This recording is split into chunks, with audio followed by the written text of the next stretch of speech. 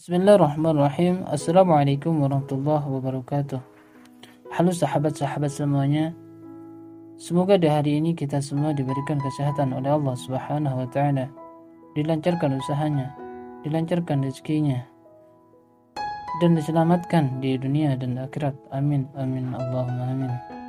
Wabah virus corona yang merebak membuat hampir seluruh negara di dunia membatasi perjalanan masuk dan keluar untuk mencegah penularannya.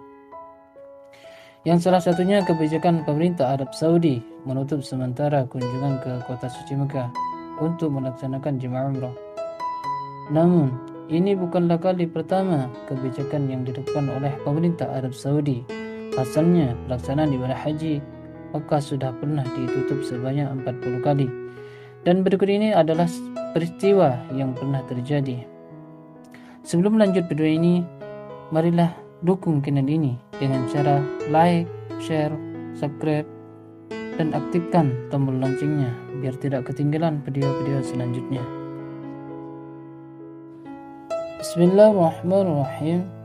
Pada tahun 930 Masehi, pasukan Qarmita mencuri Hajar Aswad yang dipimpin oleh Abu Thahir Al-Qarramiji. Pimpinan Qarmita salah satu sakti Syiah Ismailiyah yang mendatangi Mekah bersama pengikutnya pada musim haji, membunuh jemaah haji yang sedang beribadah dan mengambil bongkahan Hajar Aswad. Batu mulia ini dikembalikan ke tempatnya setelah 22 tahun disimpan di Hajar. Perselisihan Bani Abbad dan Bani Abid pada tahun 983. Perselisihan tersebut mengakibatkan Muslimin dari Irak dilarang melaksanakan ibadah haji selama 8 tahun. Pelaksanaan haji kembali lagi tertutup pada tahun 1257. Penduduk Hijaz dilarang berhaji pada tahun ini. Tidak ada satupun jemaah haji yang berasal dari Hijaz. Pada tahun 1814 Masehi, di wilayah Hijaz sekitar 8.000 korban meninggal dunia akibat wabah Ta'un, membuat Ka'bah ditutup sementara.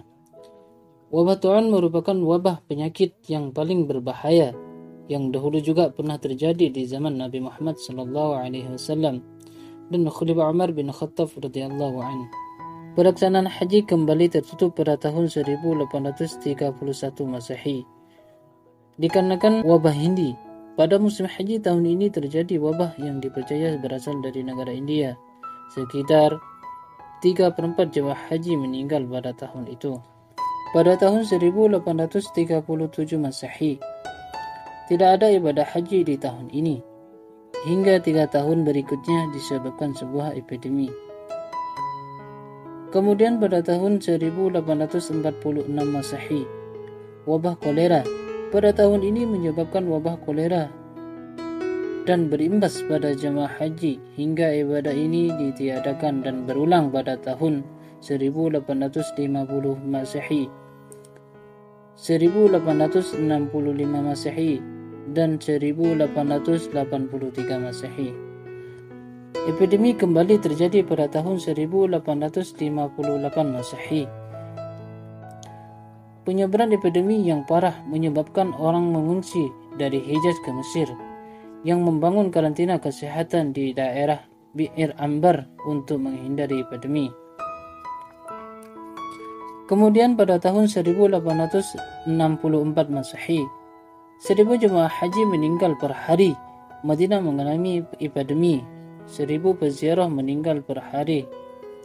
Karena wabah sangat berbahaya, Mesir terpaksa mengirim dokter dan membangun karantina di Mekah dan di jalan dari Mekah ke Madinah.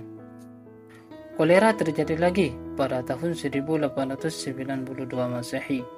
Kematian meningkat karena kolera. Wabah kolera terjadi bertepatan dengan musim haji, di mana kondisi bertambah parah setiap harinya, sehingga mayat-mayat menumpuk. Kematian meningkat di Arafat dan mencapai klimaksnya di Mina. Kemudian pada tahun 1895 Masehi, wabah tifus, pandemi yang mirip dengan demam tifoid atau disentery terindikasi dari konvoi yang datang dari Madinah. Kemudian pada tahun 1987 Masehi, wabah meningitis menyerang Arab Saudi, membuat kegiatan ibadah haji ditutup. Saat itu setidaknya 10.000 jemaah haji terinfeksi dikarenakan penyebarannya yang sangat cepat. Jumlah jemaah haji Indonesia yang terserang sebanyak 99 orang dan 40 diantaranya meninggal dunia. Meningitis dapat disebabkan berbagai organisme seperti virus, bakteri, dan jamur. Meningitis yang disebabkan virus umumnya tidak berbahaya dan dapat sembuh tanpa perawatan spesifik. Namun meningitis akibat bakteri dapat berakibat serius seperti kerusakan otak atau penghilangan pandangan. Risiko meningitis dapat dikurangi dengan pemberian vaksin. Khusus untuk jemaah haji dan umroh, vaksin meningitis paling lambat diberikan 10-14 hari sebelum tiba di Tanah Suci. Lantaran kekebalan tubuh baru akan terbentuk 10-14 hari setelah penyuntikan. Vaksin tersebut efektif untuk mencegah penyakit meningitis sampai 99% dan respon antibodi yang diperoleh setelah 10-14 hari penyuntikan dapat bertahan selama 3 tahun. Lalu pada tahun 2020 ini kita sedang dihadapi dengan virus corona atau yang dikenal dengan COVID-19. Marilah kita sama-sama berharap dan berdoa semoga pelaksanaan ini tetap dapat dilaksanakan. Amin amin Allahumma amin. Hanya ini yang saya bisa sampaikan kepada kalian semua. Semoga ini bermanfaat. Dan jangan lupa dukung channel ini dengan cara like, komen, share, kemudian subscribe. Dan aktifkan tombol loncengnya biar tidak ketinggalan video-video selanjutnya. Assalamualaikum warahmatullahi wabarakatuh.